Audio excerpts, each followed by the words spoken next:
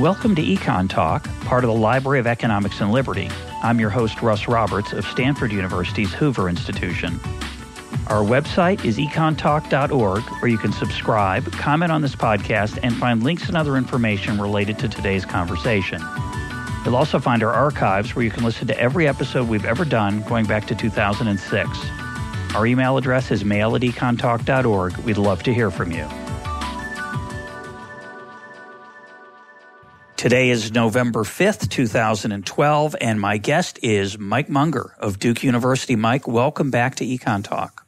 It's great to be on the show. Has it been 5 years, I think? About 5. It feels like 5. It's actually been, I just looked, it's been almost 11 months, which is your longest hiatus, if I may use a entertaining word. It's been your longest hiatus from the show. I think I'd like to be like Mr. Ed, and he only talked when he had something to say. That puts you in a very small group in the academic community. It's a very propitious time for us to talk. Tomorrow is Election Day in the United States. A week has passed since Sandy struck the East Coast, so there's a lot going on. Politics, prices, gouging, and shortages. Let's start with the aftermath of Sandy. As we write this, many people have been without power for a week, and there are severe gas shortages in the Northeast, particularly in New Jersey and New York City. What are your thoughts on that? I wish that it weren't so predictable. In the run-up to the hurricane, as the hurricane approached, Governor Christie and other public officials tried to reassure their citizens that the anti-gouging laws would be enforced to the fullest extent possible, and that they would make sure that the harm that comes from gouging would not be done on their watch. And it hasn't been. All these gas stations are closed and empty, and there's no gouging. Yeah, not much gasoline. Somebody forwarded me the statute in New Jersey. I think you're allowed to increase your prices by 10% during some kind of natural disaster. And, of course, a 10% increase is not going to get it done as a market clearing price under the current situation. I heard an anecdote that may be an urban legend, but I thought I would relate it just quickly because it's kind of funny. Apparently, they had updated it so that it was about New Jersey now. A crew that was working on electricity, utilities crew with their truck, comes in. They see a store that has the power on. They've been working hard. It has been sort of sunny. They stop and they want to get a cold beer at the end of a hard day trying to restore power. The store owner says that'll be $30 for the 6-pack, and they say, "What? $30? Are you serious? That's too much." And he said, "Well, I'm the only store that's open. If you want a cold beer, this is going to be the place."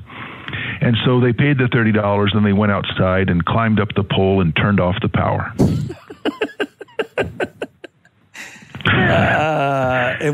I hesitate to ask you the source for that story. Word of mouth, I assume. Oh, it was a friend of mine who was talking about a friend of hers who had heard it. So I'm sure it's an urban legend, but suppose for the sake of argument that it's true. My first question is, suppose the price had not been $30. How much beer would there have been in this store? And the answer is none. The only reason there was any beer was that people earlier had said, no, that's too much. I'm not going to pay that. Otherwise, he would have been sold out right away. And so the very premise of the story shows the flaw in the reasoning. And it is particularly nice that because these people felt that they had been offended at having to pay this price, they prevented anyone else from being able to buy anything from the store. So my loyalties are entirely with the store owner. Was he acting morally is the interesting question. This was more than 10%. Yeah, for sure. So he violated the New Jersey law. In North Carolina, we did talk about this before. In North Carolina, it says the price cannot be unreasonably excessive under the circumstances. That's the statute. And that means 5%, Russ. Yeah. Who would have guessed? Who would have guessed that unreasonably excessive turns out to mean 5%?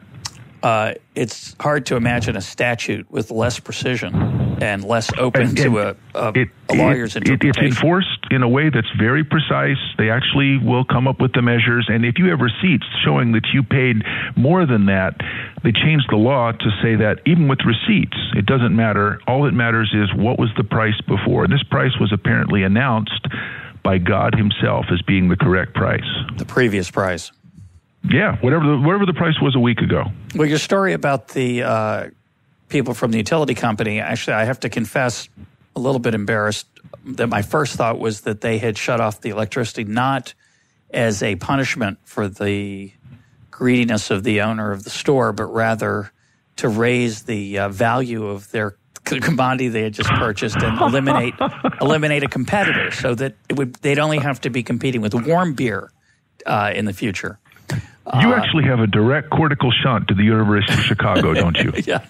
Yeah. No one thinks that, Russ. Yeah, I know. But actually, the reason I did think about it, it's not my training. It's actually the reading that we're going to turn to in a little bit, the 17th century insights into price gouging of John Locke. And that's our reading for the day, audience and listeners. And you'll see why in a minute. He actually encouraged me to think that way, which surprises me. Before we get to Locke, though, let's talk a little bit more about what's going on the ground in New Jersey and in New York. They actually had a giveaway of, quote, free gasoline in I think, New York at 5 different spots in the city. This was on, I think, the same day that the New York Marathon was scheduled to be run, which was canceled at the last minute. It was considered gauche. I think it was mainly a political decision. It was gauche to have generators running the electricity for the journalists covering the race, when I read that each generator would light up 400 homes and warm 400 homes on Staten Island where there's no power still. I don't know. Or just run one gas station. Yeah, I don't know where those generators ended up. That'd be a good piece of journalism. I hope someone has found out who owned them, whether it was the city or the running association that's formally running the marathon. But let's talk a little bit about that. What's going on with that free gasoline? What are your thoughts on that? Well, it was interesting that New Jersey and New York responded differently. Governor Christie, bless him, decided that he would ration gasoline, which, given that they decided not to let the price mechanism work, because prices can ration scarce resources, they decided because they were going to enforce the anti-gouging laws that prices would not be allowed to rise to the point where they would ration and make sure that there was some left. Because the problem with low prices is I'm first in line, I fill my tank. I'm second in line, I fill my tank. Whereas if it's $25 a gallon, I leave some for the people behind me. So high prices actually lead me, because of my self-interest, to act what a moral person would do, and that is leave some for the others. Don't take as much as you can fill, as much as your tank can hold. Just take enough to tide you over and leave some for the others. So since the price was artificially low, it wasn't $25, which I think is an actual reasonable estimate of the value of gas. It was $4 a gallon. And so they have a two-part problem. First, it's $4, but you can't buy more than 5 gallons. So we'll force you to act morally, and we'll just keep prices low. Okay, fair enough. At least that leaves them. So I'll give 1 cheer out of 3 to Governor Christie. Governor Cuomo decided that we'll just give it away. Wouldn't it be nice if people could have free gasoline? And this very quickly collapsed because too many people showed up. Well, they didn't listen to at a zero price, everybody showed up. Well, the reason they showed up was they aren't good listeners, and I think we obviously need some form of special listening program to help people deal with these kind of crises, because Governor Cuomo asked people not to hoard, which I took to mean don't buy gasoline unless you really, really, really, really need it, which, of course, is what a $25 a gallon price tag would do. That would certainly get you to consider only buying gasoline if you really, really, really needed it. But when you price it at $0 and then you tell people, but only get in line if you really, really, really need it, a lot of people felt better safe than sorry at $0 and at $0 money price, and they got in line. And so many of them got in line that the price of acquiring gasoline was probably pretty close to $25 a gallon. If I have to wait in line for 5 hours, and you take into account the value of my time, there's actually no way to suppress the workings of the price mechanism. The question is, are you going to pay it in dollars, or are you going to pay it in the value of your time? Because the combination of queuing and the dollar price per gallon is going to be pretty much the same across a broad spectrum of prices. At $25 a gallon, I may not have to wait in line at all. At $0, I may have to wait for 5 hours. But it's going to be pretty similar across those different pricing schemes. There's no way of suppressing the fact that you're going to have to pay. There's not enough for everybody to have it at a zero price and a zero wait time. And I think it's useful to point out, and I try to think about this a lot. A lot of people believe, as Bastiat said, that the essence of a good economist is somebody who sees the seen and the unseen. There's never enough to go around. We just notice it when we suppress the price mechanism. If gasoline were free every day without a hurricane, we'd still have people waiting in line because there wouldn't be enough to go around. And so, free, there'd be zero because the suppliers wouldn't bring it out. But if we had prices held below the market price, there would be not enough to go around. And part of the reason is less would be produced, and Correct. countries that do this see that all the time. So you have in Venezuela, it's 25 cents a gallon. There just isn't any. And it's useful, unfortunately. It's a tragic example of a side benefit of these kind of things. You do get to see, it peels back the curtain, the veil of what is going on underneath. We see prices working. We don't notice what they're doing. And what they're doing is making sure that without anyone's intention, it's a beautiful example of Hayekian emergent order. No one's intention is that there should be a reliable supply of gasoline so that you can plan your life. You may not like the price at which that supply is reliable. A lot of people don't like it outside the hurricane area. It's about $3.50 to $4 a gallon right now in the United States. But certainly when there's a hurricane, you see very quickly what price it takes to make people be in a situation where they can plan. And right now we're in a situation where you can't plan, and it's very depressing. But part of the reason that you can't plan is our insistence on suppressing the price mechanism precisely at those moments when it would be most helpful. Yeah, it's true. And for those who are outraged by this discussion, I want to reassure you that we are going to get to the moral aspect of it. Right now we're just talking about how the world works when you suppress it. You may be some things that you do like about it, don't like about it, but one of the things it surely does is it makes it harder to get gasoline if you're willing to pay for it. If you do want it, you have to pay in time. The last thing I just want to mention is that, before we move on to John Locke, the last thing I want to mention is that in the distribution of that zero-price gasoline on Sunday, there was quite a bit of there were tempers flaring and other problems because there was confusion about whether first responders had access to the gasoline or the general public. And in some spots, that was enforced. Other spots, it wasn't enforced. Other spots, there were multiple lines. There was a lot of uncertainty about what the rules of the game were. Again, very different from the everyday situation we've totally become used to and take for granted. And one of the things we forget about the virtue of the price system is its ability to avoid these kind of conflicts. It's so orderly. It's so civil. It gets people to be able to get what they want fairly quickly and predictably. They don't hoard. They don't keep their tank constantly full because they know they run it down to a quarter. They can stop almost anywhere and get gas.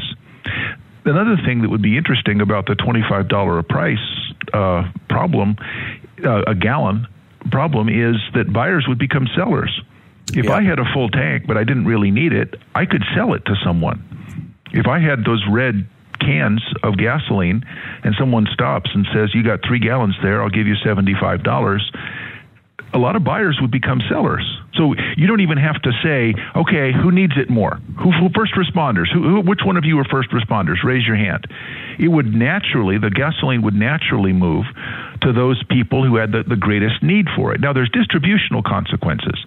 So, very poor people wouldn't be able to buy it, but if they had stood in line as it stands, they could resell it, but they can't even resell it under a price gouging law.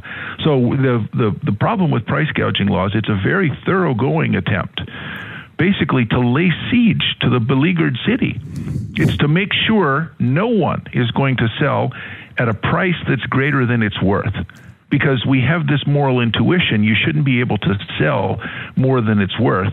And that's going to be our topic for today. But it's nice to establish the sort of setting where we actually have police that are preventing people from getting the stuff that they need because they're worried that somebody's going to sell it at a price that exceeds the anti-gouging limit. But I assume, and I haven't seen any stories on this yet, but I assume there is a great deal of black market transaction and activity going on. I assume people are reselling that gasoline in those. In fact, actually, I did see a story about a guy who's hoarding it, who collected a large number of gallons by going from place to place or having a team of people work for him, and he's waiting to resell it or he's planning to resell it. But I don't know what the legal issues are there. The thing about the former Soviet Union was they actually came to rely on the black market to improve the allocation of resources. That's a pretty bad argument that, people can get around the law. Yeah. It'd be better just not to have the law. Yeah, I think so. But okay, so let's turn to Mr. Locke. It's always nice when EconTalk can have a highbrow reference to one of the great names of Western civilization. So John Locke, 17th century philosopher, and someone I know very little about, Mike. So you're going to have to help us out here and tell us about Locke, why he's important, and what particular reading you're going to lead us through today. Well, there's two readings that I wanted to think about, and one just quickly is from Thomas Aquinas. And Thomas Aquinas famously wrote a series of answers to questions, and it's called Summa Theologica. And in that, he asks himself questions, and then he responds. And Aquinas famously is the author of the just price doctrine that we so often encounter just in everyday life. People think that it's unjust to charge too high a price. The question that Aquinas asks was, is it a sin to sell a thing for more than it is worth? Is it a sin? Is it wrong? Should it be illegal to sell something for more than it is worth? And an economist confronted with that says, well, I'm not sure I understand the question. How could you possibly sell something for more than it's worth? Well, to Aquinas' credit, there's two things he takes out and says, well, if you have force or fraud, that would be that I hold a gun to your head and say, you have to give me $1,000 for this pencil. That's not really a voluntary exchange. Nobody would defend that. Of course, that's wrong. Or I say this pencil is made of solid gold. It's $1,000. I pay it, and it turns out to be made of wood. Force or fraud, we can take out. So Aquinas is careful to say there's something else. There's something else, and the just price is sort of intrinsic to the good itself. And we may not know exactly what it is, but we have a sense that the nature of the good itself is how much it should cost. And the anti-gouging laws that we've been talking about instantiate that. And it's the price last week. Whatever the price was last week, that's the just price. And it is not just to charge more than that. Now, if you ask someone why, they have a hard time explaining it. But we've had that intuition since the 11th century when Aquinas was writing. Well, the irony of that, of course, is that the price a week ago was something like a market price, and it's interesting that that's the benchmark, even though the market price today is very different. Well, but there's a difference between the market price and a market price. Yep. So the market price actually is under the usual assumption of competitive equilibrium. And the reason, now turning to the Locke reading, which almost no one knows about this. It's a very rare thing that Locke wrote. It's called Venditio. So it's about selling. It's about 4 pages long. I knew it by heart, Mike, but actually I hadn't known about it either. It was great that you came across it, and it's very interesting. Well, reading. It's not available anywhere online. It's from a book called Political Writings, edited by David Wooten. So John Locke, Political Writings. It's not available anywhere online. I think it's one of the most interesting pieces on economics in terms of its length. It's so short. In raising the question, in re-raising the question, and this was written in 1760. No, I think before that, actually. Sorry to correct you, but since I didn't know anything about it, and you found it, but I think it's 16 something. Yeah, I said 17, didn't I? It's 1660. Yeah, go ahead.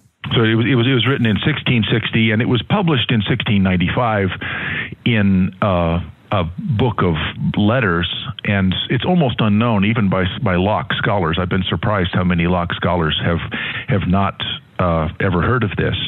So as you said, it's 4 pages long, and the question that he asks is, when am I allowed to sell something at the market price? And that's almost the opposite. He's inverting Aquinas' question. That when is it? Aquinas wants to know: is it ever moral for me to sell something for more than it's worth? Well, I couldn't sell it for more than it's worth unless I use force or fraud, because if you're a subjectivist, you think the price that you and I negotiate, that's what it's worth, because the two of us are doing this voluntarily. Locke is saying maybe not. Maybe that's not right. Another way. So by the way, I just want to clarify. A different way to phrase this is what the market will bear, which is a little bit different, I think, to an economist here than, quote, the market price. We often foolishly, I think, assume that there's a single market price. Of course, there's not. There's a distribution of prices for virtually every good. But I think what the case of that Locke's looking at is what the market will bear, right? Isn't that is that true? Right. Can I charge the highest price that I could get for this commodity, knowing what I know about the commodity and the person who's trying to buy it? So let's call it, that's a good distinction. Let's call that what the market will bear.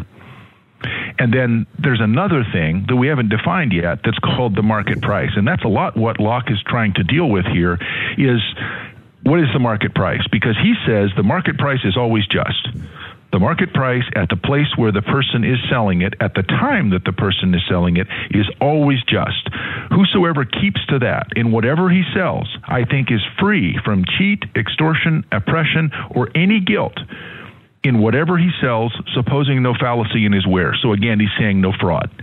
And if I try to sell you something and it's not really that, if it's fraud, that's no good. So this really is, I tell you it's what it is, and it is. The thing is wholesome and good and useful. Now, the way I understood that quote is that he's saying that if around town, if around town people are selling this gasoline for $25 a gallon, then I'm okay selling it for that price too. Is that a correct interpretation of what he's saying when he's talking about the market price? Yes. He's talking about what's the typical price these days where I live. And it requires, it's actually quite close to our conception of a competitive price. If there's several, not infinite, but several buyers and several sellers, and all of them are selling at around that price, there might very well be a distribution again, but there's a tendency towards a single price. There are other places where I can buy it. There's other places you can sell it. And in every case, that would be $25. The price today, the market price today, if there's several buyers and several sellers, it is just to sell at that price. And that's certainly what would be happening in New York and New Jersey, is that and we're just making this up. I should emphasize, I haven't done any estimates, but let's say $25 a gallon is what gas station owners could get. And if you don't buy it, the guy behind you or the guy behind him would pay $25 a gallon. Maybe wouldn't fill his tank, would get 3 or 4 gallons. That's the price that a lot of people would pay. That's a price that a lot of people would sell at. Locke is saying that price is just because it's the market price for this stuff at this time. So that's a pretty radical, I think there's 2 things that are fun about this piece, and I don't know if we'll be able to put up, as you say, it's not online, I don't know if we can put up a link to it, but the 2 things that are fun, one is that kind of statement's unusual for what we think of as a non-economist. Yeah, and secondly, it's a very sophisticated understanding of economics and pricing for 1695 and 1660, and a lot of what the example he's going to go on to talk about is equally interesting. Actually, I think more interesting than that one. But that's his starting place. Yeah. Well, he makes a statement, and we're only 5 lines into it. 5 lines into this, 6, I guess. 6 lines into the little paper, he's made an extremely radical claim. And the definition of market price is the price where you actually observe transactions among different people taking place in this time for this stuff. And then he starts with an example. And this one is probably the easiest. And it's about I have a bushel of wheat, and how much can I sell it at? Well, you know that last year I sold it for 5 shillings. Do I have to sell it again for 5 shillings this year? And suppose everyone else is selling it for 10. Yeah, everyone else is selling it for 10, but I know that last year I myself sold it for 5. Well, he says the market price now here is 10. And so, of course, I can sell it for 10. That's the market price this year. I think most people would go along with that. A whole year has separated it. We all recognize there's different amounts of wheat. There's different demands for wheat. Probably no one's going to disagree with that. So he says it only requires that we should sell to all buyers at the market rate. For if it be unjust to sell it to a poor man at 10 shillings per bushel, it's also unjust to sell it to the rich for 10 shillings. For justice has but one measure for all men. Now, he may be wrong about that, but that's his claim. The market price means that I will sell it to anyone for that price. I don't look at them. I don't look at their particular condition. So if I see someone starving and I raise my price for wheat, that would be wrong. Maybe I could get away with it. Maybe the market would bear it. I see this guy, he's not going to be able to walk another 100 yards to the next wheat seller. And so I jack up my price. He has to eat it or he'll starve. That would be wrong. But it's fine for me to sell it at the market price so long as I would sell it to anyone. And there's that kind of anonymity, the modern thing that you mentioned, the anonymity of the buyer. This buyer is standing in for any other buyer. I'm standing in for any other seller. We have many buyers, many sellers. That's what makes up the market price. This is an extremely sophisticated view of economics.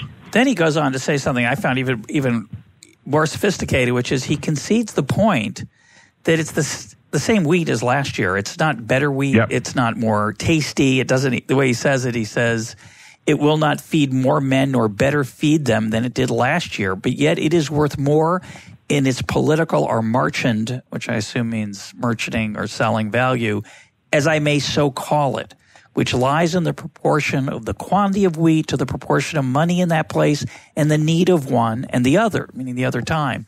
So he's basically trying to say, without using it, that, well, supply and demand's different. And so as a result... He doesn't have those tools. Right. But it's 1661. He doesn't have those tools, but he has intuited that supply and demand is different. As long as there's many buyers and many sellers, the market price is just. And is it here where he talks about the reselling? He says at the top of this section, it's unbelievable. He says, if you sell it for 10 when it sold for 5 last year, he says if he should sell under that rate, he would not do a beneficial thing to the consumers because others then would buy up his corn at his low rate and sell it again to others at the market rate, and so they make profit of his weakness and share part of his money. So what he's saying is... And they do no benefit to the poor. Right. He's saying all you're doing is transferring the gains from one group to the other. There's no real change in the. I mean, it's a deep understanding of arbitrage, the law of one price. It's a spectacular... you just gave an example where a guy was buying it up and he was the gasoline and he was going to resell it. So there's nothing you can do about the price. The guy that was buying it up and was going to resell it, that's going to be the new black market price. All that happened was the gas stations didn't get it. Yeah, consumers are ultimately going to pay it. And by the way, we're leaving out the other thing we left out of this New Jersey story, which this is the part that really depresses me, is, if there weren't price gouging laws in New Jersey, the price wouldn't be $25 for very long. People would be loading up gasoline into containers and driving to New Jersey from states that weren't hit by the hurricane. It's a very localized effect, and the import effect alone would destroy any price gouging that took place, but they've ruled that out. Well, and I don't think it would even require that. There are many gas stations that have plenty of gas. They just don't have electricity. All I would have to do is pay $1,000 a day for a generator, and I would be able to sell gas for $25 a gallon. Yep. Since I can't raise the price of my gas, I can't pay for a generator. There's gas in the ground right there in New Jersey. They can't get it out because they can't raise the price enough to be able to afford to pay for a generator. Yep. Boy, so the supply side of that really is depressing, that we don't recognize that this is not a lifeboat situation. There's a big supply response. If you just let the price go up, the price will come right back down again immediately. Yeah, and someday we'll live in a world where Governors Christie and Cuomo will be called monsters for doing that rather than hailed for their compassion. But I skip ahead. Let's stick with Mr. Locke, because his next case is about horse trading. The second example is about a horse, and it's remarkable because in the first case, I think most people would probably go along. So he was careful to put his sort of simplest, least offensive example first. Most people, I understand that. That's the market price. You have lots of buyers, lots of sellers. It's a different year. Of course you can sell it. But then he says, suppose you have a horse, and you don't actually want to sell the horse. You like the horse. And there's this other guy that comes up and says, man, great horse. Can I buy this horse from you? And you say no. It's not for sale. And you know that the horse isn't for sale. You know that if you were to go to a market or a fair and try to sell the horse, it's worth 20 pounds. And by worth, I mean that's what somebody would pay you for it.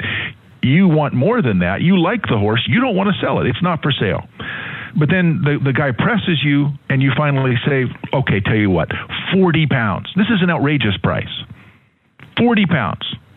And the guy says, well, no, I'm not going to pay you that. All right, I told you it wasn't for sale. What do you want? I'm paraphrasing, but that's basically the conversation that takes place. So that the guy says, I really want the horse. You quote 40 pounds, and he says, well, no, that's too much. I'm not going to pay that. But now another person comes up. And this person really, really needs this horse for some reason. Locke doesn't really say why, but he says that he has such a necessity that if he should fail of it, it should make him lose a business of much greater consequence. And this necessity, I know. So the seller knows that if this third guy comes up and can't buy the horse, he's going to lose thousands of pounds in lost sales for some reason. He's got some shipment of something that's falling into the river, and he needs to haul it out. He needs an animal urgently. Yeah. So maybe the cart is on the edge. Yeah. You bring this horse by, and you didn't sell it because the other guy, you asked for 40, and he said no. You have the horse, and he says, please help me. I'll pay for the horse. And you say 50. So if in this case he make Z pay $50 for the horse, which he would have sold to Y for 40 pounds. He oppresses him and is guilty of extortion, whereby he robs him of 10 pounds because he does not sell the horse to him as he would to another at his own market rate, which was 40 pounds, but makes use of Z's necessity to extort 10 pounds from him above what in his own account was the just value. So the other guy asked me, what would you sell the horse for? And I think about it and I say, well, I'd sell him for 40. And the guy says, no, but that's not important. The point is I said 40. Now I see this guy that really, really needs the horse, and I raise my price because of his necessity. I'm taking advantage of my knowledge of his necessity. I'm price discriminating. I'm charging different prices to different people depending on the desperation of their need. So that means there's not a single market price. And the nice thing about this, he says, was at his own market rate. So I set my market rate in the sense that I know in my own mind that I said I would sell the horse for 40 pounds. Now, should it be illegal for me to raise it to 50 pounds? Maybe not. But it's immoral. Locke is saying that's wrong because you're charging more than the market price. Yeah, Locke's opening line of the essay is that he's concerned with two things: equity and justice. He's not concerned with legality. He's concerned with what we would call morality. And what he's saying is, to use the economics jargon, there's a distinction made in economics between willingness to pay and willingness to accept. So their meaning's obvious. So if you're willing to accept 40, and a guy comes along who's in desperate straits and says, I'll take 50, or if you say to him, well, would you take 50? And you know how desperate he is, knowing that you would have taken 40 before and been better off, that you were willing to accept 40, that's immoral. It's a fascinating distinction, again, a very subtle one. And to put it into modern jargon, he's saying if it's a mutually beneficial transaction at 40 for you and this desperate person, and you've expressed that willingness to accept a 40, to ask for 50 is what he would call gouging or exploitation. Yeah, and it's not the 40 pounds was not my minimum willingness to accept. That 40 was what I quoted when I was thinking, all right, what would make me happy? Yeah. I would be happy to sell this horse at 40. So it's not where I'm indifferent between selling and not selling. That might be 30 or 25. Yep. I'm making a significant premium because I got to think, well, I don't want to sell the horse, but okay, I'd sell it for 40. I'd be happy to sell it for 40. So in terms of willingness to accept, that's pretty far up there in terms of being a mutually beneficial exchange. If somebody paid me 40, I'd be happy. This guy, let's suppose, would pay up to 50. Is it legitimate for me to charge 50? Not morally. Locke is saying not morally, and he's resting this on the idea of a market price. But here, the conception of market price is quite different. Yep. Market price is, I can't charge different prices to different people based on how desperate they are. I can't take advantage of my knowledge of their situation to extort the most of their willingness to pay. Yeah, there's a classic story in the Talmud that has the exact same moral judgment, which I'll dig up, and I forget the details. I don't want to try to remember them by heart. But I'll try to find that and post that as a link.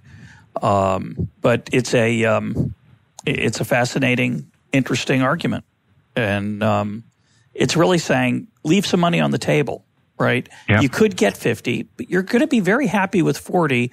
Don't take that extra 10 out of the hide of your fellow man, given that you have expressed in your own heart a willingness to accept 40 before, which of course the new guy doesn't know. The new guy doesn't say, hey, wait a minute, you offered that other guy 40. Nope.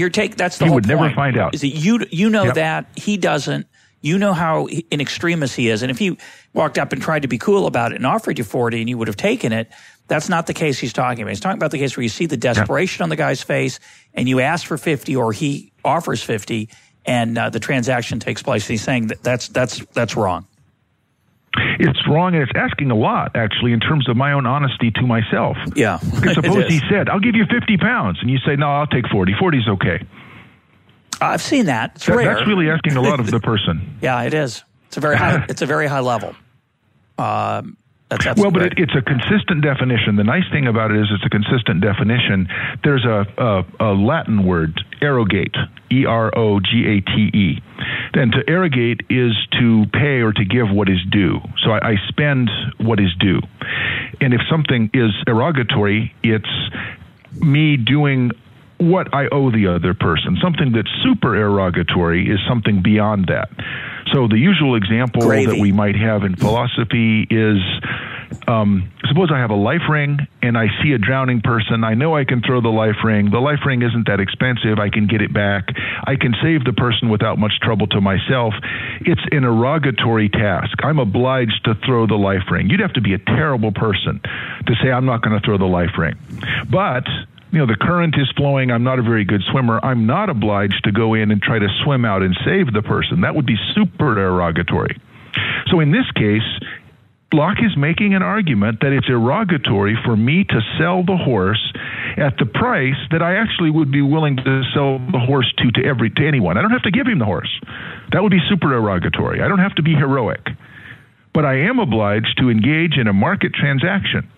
And so in my own work, I was surprised to come across these Locke examples. In my own work, what I was trying to show was that in a market setting, you may have an obligation to engage in a voluntary transaction that's actually analogous to the person who throws the life ring to the drowning person. I may have to sell him the horse, but I don't have to sell him the horse at a price that hurts me. I can sell him at the price where I would say I would sell the horse to anyone.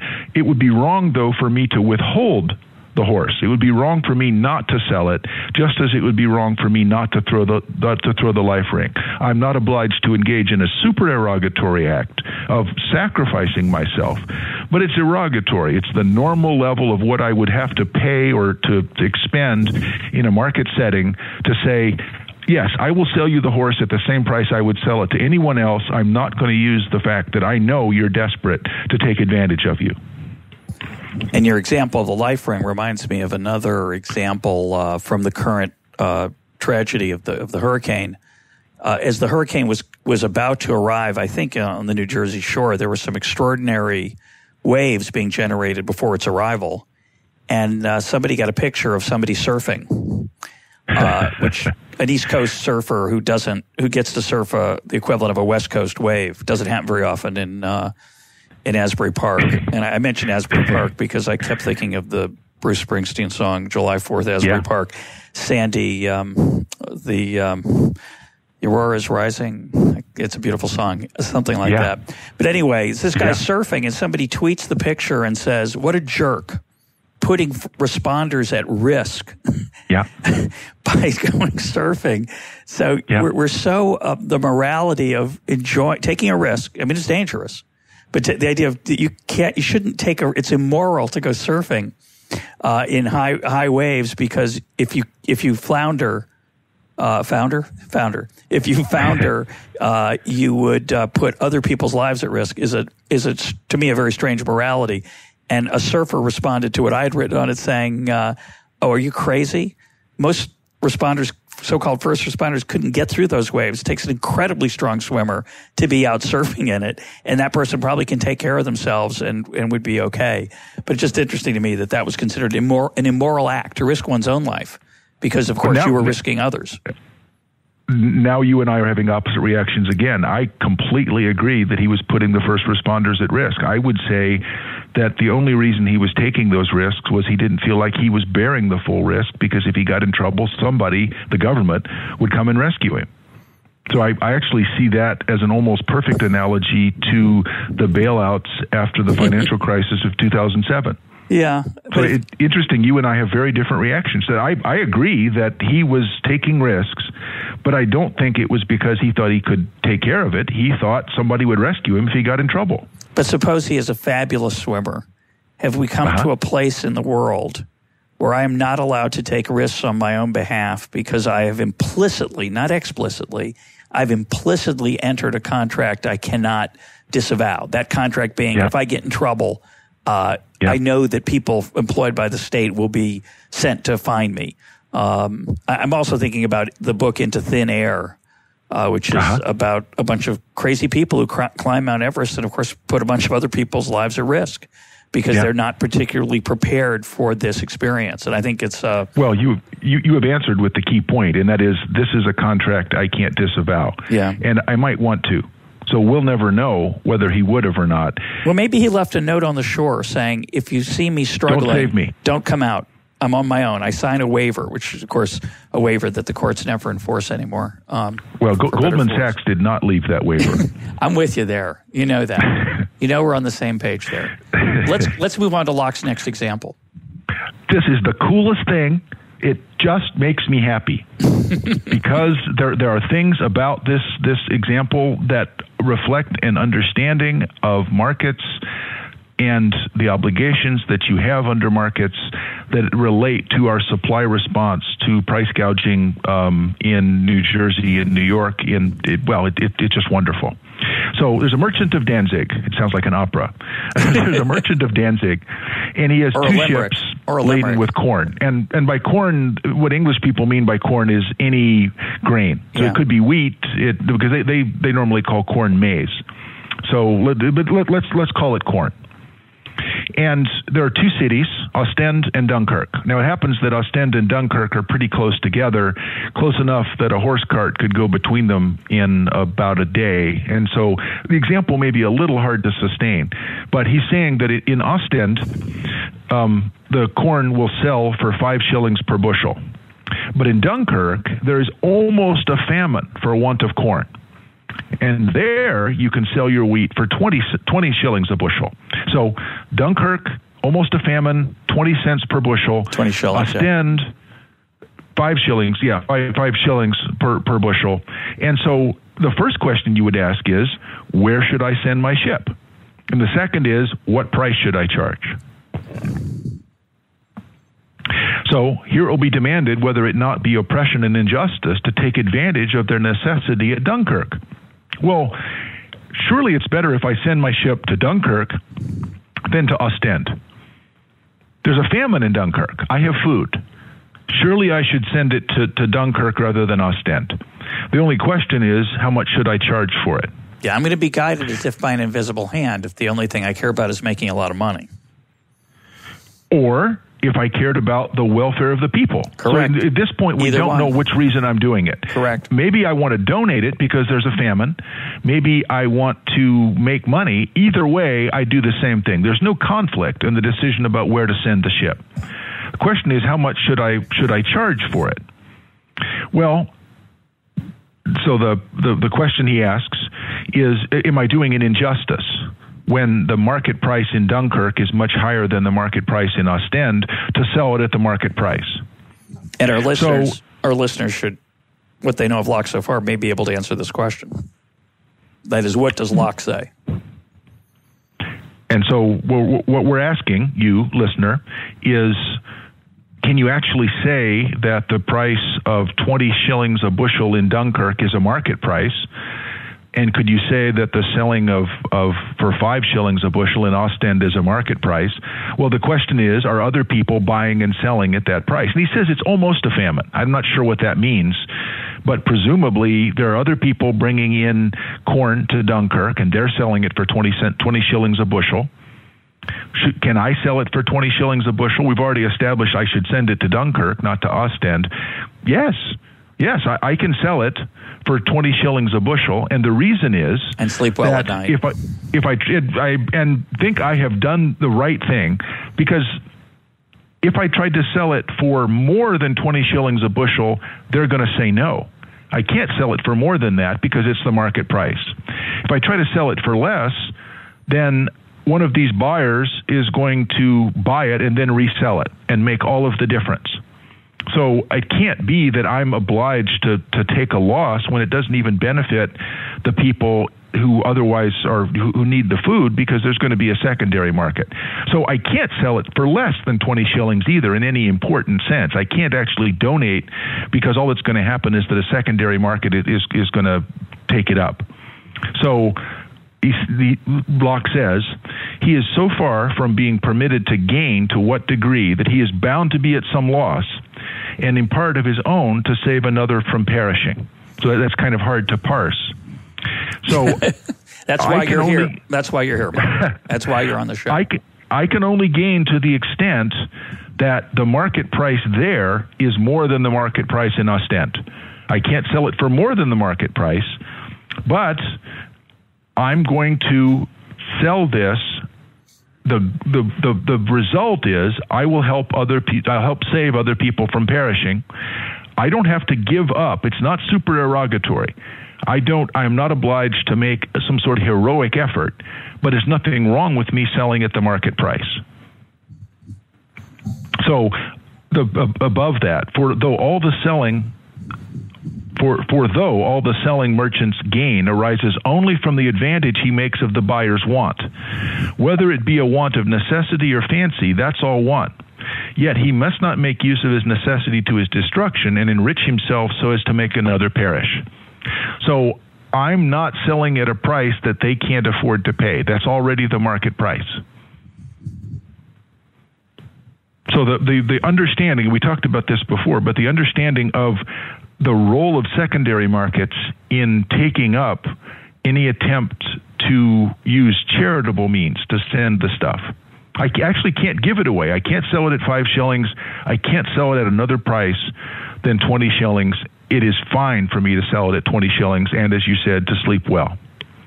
Yeah, this gets back to we'll put up links to both the podcasts we did on Voluntary Exchange, EUVOLUNTARY, Voluntary Exchange, your paper and podcast that we talked about a while back, and also the middleman conversation we've had about, which is basically what he's saying is that if you sell it cheap in a place where its market price is high, you're just creating a middleman who's not going to pass on those savings. He's going to take advantage of it, and a lot of people would. Somebody will, and you won't have done anybody a good turn. You'll just have thrown away money, given it to somebody else.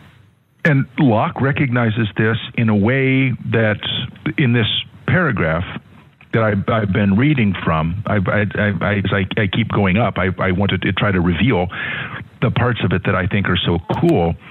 He proposes a thought experiment, because everything so far is, right now I have a ship, and they're far away. I'm in Danzig, so I'm in Germany. And I'm thinking of this is going to go all the way around, and in the coast of Belgium, I have Dunkirk and Ostend. Which one should I send it to? So right now, the grain is far away. But then he says, suppose I have the corn, and I'm in a town that's pressed with famine. Yet if he carry it away, unless they give more than they are able, or extort so much from their present necessity as not to leave them any mean of subsistence, he offends against the common rule of charity. So once the grain gets there, if I say, well, I'm not going to sell you this grain, I'm going to take it away unless you pay me everything you've got, they're going to say, no, please, okay, yes, we'll do it, because we'll starve otherwise. So once I have it there, I'm actually obliged to sell it.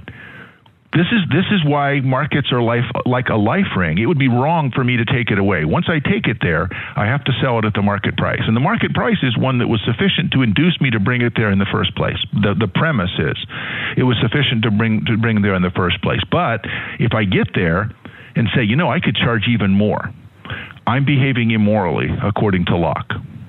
Well, I took that a little differently. I thought what Locke was saying there was that, and this, you could argue this is some form of behavioral economics, or maybe Locke not fully understanding the logic of markets. But if I get there and it's been selling for 20, and all of a sudden I realize I've got a lot more market power than I thought, and I decide I can get 50 for it, and I realize that some of the people who were going to pay 50 really, quote, can't afford it, not just in the sense that it's not a great transaction for them, but in their emotional distress.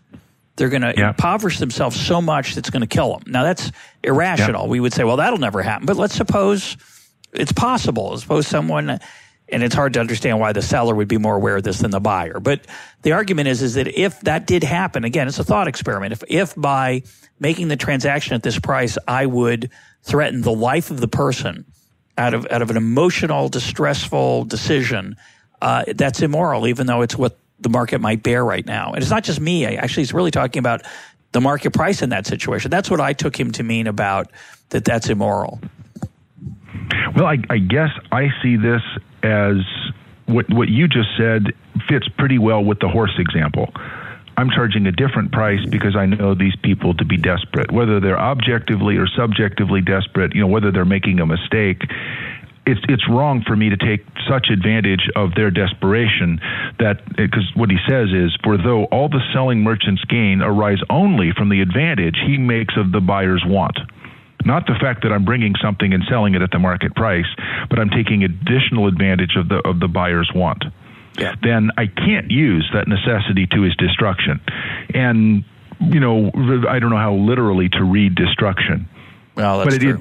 I thought this was interesting that he has the role that high market prices play in eliciting a supply response, and far from saying that people who try to take advantage of high prices are doing something wrong, they're actually saving the people from a famine, which seems to me self-evidently true, but doesn't seem self-evidently true to Governor Christie about gas prices. Yeah. So let's turn to Locke's last example, where two ships meet at sea. One's in desperation. It's lost its anchor, which is a very dangerous situation to be in. The second has the luxury of an extra anchor, which is a very valuable luxury. It's an insurance policy against losing your anchor, in which case you're very vulnerable to a whole bunch of stuff. How much can the boat with the spare anchor charge the boat with the anchorless boat, the boat that doesn't have an anchor? And Locke's answer is quite interesting. Locke starts with the premise that I'm not obliged to sell, but I'm also not allowed to charge the maximum price that I could get, essentially gouging the person. So all along, he's been interested in what is the market price. And what he does here is try to say what the market price is and therefore what it should be. So it is interesting to think about the example that he's come up with, because a sailing ship without an anchor is in desperate trouble. They're likely to, in a storm, they're going to hit shore at night. If it's cloudy, they can't tell where they are. So having no anchors, and presumably it's been stripped away in a storm. The ship started out with anchors but doesn't have them now. And this other ship, it says it has an extra anchor. Let's assume that there are two. So I have two anchors. The other person has none. He comes up and he says, will you sell me an anchor? And what Locke is asking for the captain of the ship with 2 anchors to do is to think, now, how much of a price could I charge? And the first thing he should think of, according to Locke, is, would I sell at any price? Would I sell this at any reasonable price? I have an obligation to the crew. As captain, I have an obligation to the owner of the ship. The cargo is valuable, and we might lose an anchor. So if I'm down to 1 anchor, I've actually sold off something pretty significant. It might be that I wouldn't sell this anchor basically at any price. Maybe I'd sell it for $1 million. But I given the lives of my crew, the danger, maybe it's stormy, I have to think about this hard. How much would I be willing to sell this anchor for? And basically, that's an opportunity cost argument. This has nothing to do, and this is Locke's point, this comes to the second point, it can't have anything to do with the desperation of the other person. I can't look at his ship, say, I bet that ship's worth about 3,000 pounds. I'm going to charge him $29.50. It has to be internal. I have to think, how much would I be willing to part with an anchor for? And then that's the price that I'm allowed to sell, because that's the market price. That's the price I would sell to anyone. And he's careful to say, I can't charge more to this ship in distress than I would to any ship. And so that's how he gets it to market price. It's actually a brilliant logical argument, because there's just 2 ships out on the ocean. Right. In theory, it's a bilateral monopoly. That's the wrong word. The ship in distress is very vulnerable, obviously, and I should be able to extract virtually the entire value of the ship and the lives of the sailors in return for this extra anchor. It is a bilateral monopoly in a sense, because there's one buyer and one seller. Yeah, I can't sell my anchor to anyone else, but I don't want to. Yeah, I don't want to. That's why I started to put a little footnote there. So, yeah. But thinking as a monopolist who's not interested, who may or may not be interested in selling, this desperate buyer is willing to pay a lot, and I'm not morally able to charge his willingness to pay. I have to charge my willingness to accept, and that's. But Locke's very careful. He says I don't have to sell, I don't have to sell. Right. I really do get to think, what is this really worth to me? Not what did I pay for it in port. It's how much could I replace it for? It's the opportunity cost. And so it's the particular economics. It's a very Hayekian argument, I think, a sort of precursor. The particular economics, the circumstances of time and place. It has to be here and now. I decide how much is this anchor worth to me right now. And once I decide that, that's the most that I can charge. And he uses market price in a very rich way here. And I think that's one of the points of this article. He says, and here we see the price which the anchor cost him, meaning the seller, the potential seller. He's talking about the ship with the extra anchor. He says, here we see the price which the anchor cost him, which is the market price at another place, makes no part of the measure of the price which he fairly sells it for at sea. So he's saying, so to me, the point of this whole essay is the market price is the right guide to what is just and equitable, but you have to define it carefully. It's not the market price somewhere else. We had the wheat example where it's not the market price last year. It's not the market price back at port where I bought this anchor. It's what it might be right now if there were lots of buyers and sellers. Yeah, it's an extremely modern argument. So the market price is what it is if there are many buyers and sellers, but it has to be here and now. You can't say, well, a year ago it was different, or it's different 100 miles from here. It has to be right here and right now. So, maybe I'm too excited about this and I read too much into it, but I actually think this is an extremely modern argument for the 3 reasons we just talked about. It's that there are many buyers and many sellers. So there's a conception of the usual welfare properties of a competitive equilibrium, which we didn't really think much more about until the 1950s. And then the question of time, and then the question of place. Those 3 things all sort of rely on a deep understanding of the way market price is derived. And the other thought I had, just thinking about modern jargon and the way we talk about fairness sometimes as economists, you could interpret a lot of what Locke is saying here as the point I made earlier. The fair equitable, just price is, quote, what the market will bear. But what Locke is very careful to say here is that what the market will bear is not literally to be taken as the role of justice, because in the case of the horse or this case of the ship, although you are able to extract a lot more money out of the buyer than you might otherwise because of the buyer's distress, morally you should not. And so he's really saying, when he says, if we use the modern lingo of what the market will, it's not so modern, but if we use the phrase what the market will bear, that doesn't apply, Locke is saying, in these one-on-one cases where you have a specific situation of incredible urgency or distress. And obviously, sometimes people do gouge or take, let's say, using less judgmental language, extract from the buyer more than they're willing to accept, and it could be a lot more in the case of the horse or this anchor. And Locke's saying you really shouldn't. If you want to be just, you should charge the market price, but the market price has the caveats we've been talking about. But the particular circumstances of time and place might make what I was wondering. I was thinking about this morning. What would Locke think of anti-gouging laws? And so, we put him in H.G. Wells' time machine. We bring him forward. Locke comes out of the time machine. We describe to him the situation. There's been a terrible hurricane. Not every place has electricity. People need gasoline so they can move around, maybe get to work, get supplies.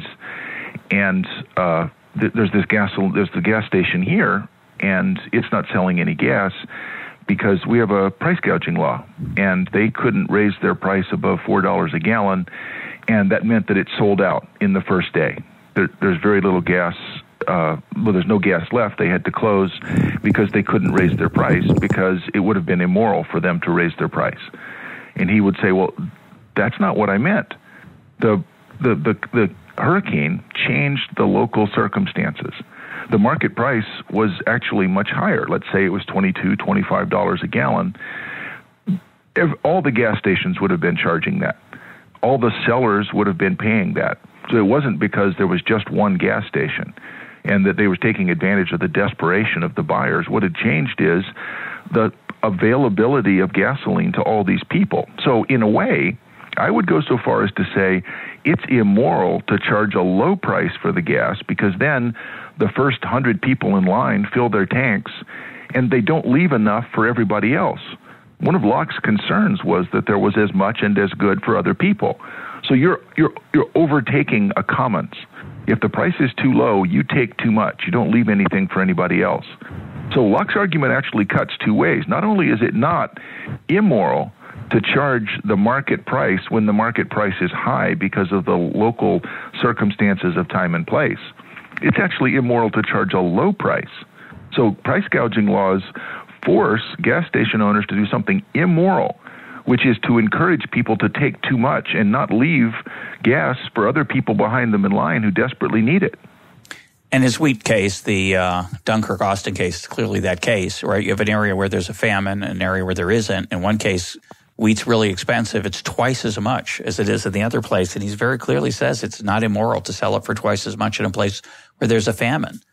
Because that's why I'm pretty confident. Obviously, I'm trying to put words in his long dead mouth, but I'm pretty confident that he would say, no, it's the Ostend case. I wrote about this.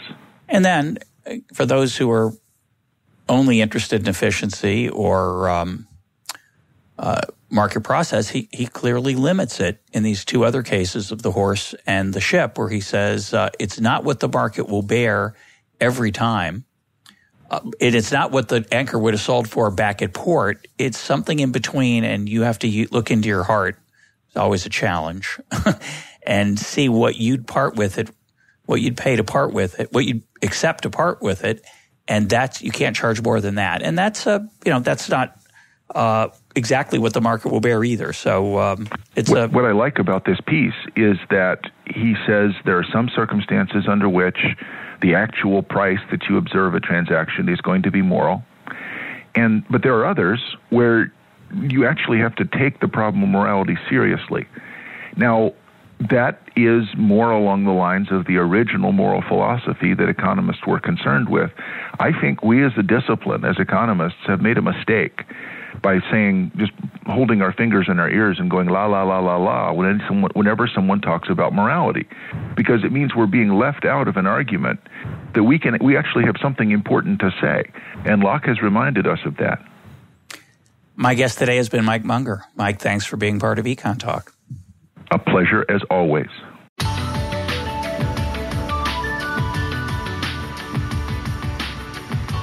This is EconTalk, part of the Library of Economics and Liberty. For more EconTalk, go to econtalk.org, where you can also comment on today's podcast and find links and readings related to today's conversation. The sound engineer for EconTalk is Rich Goyette.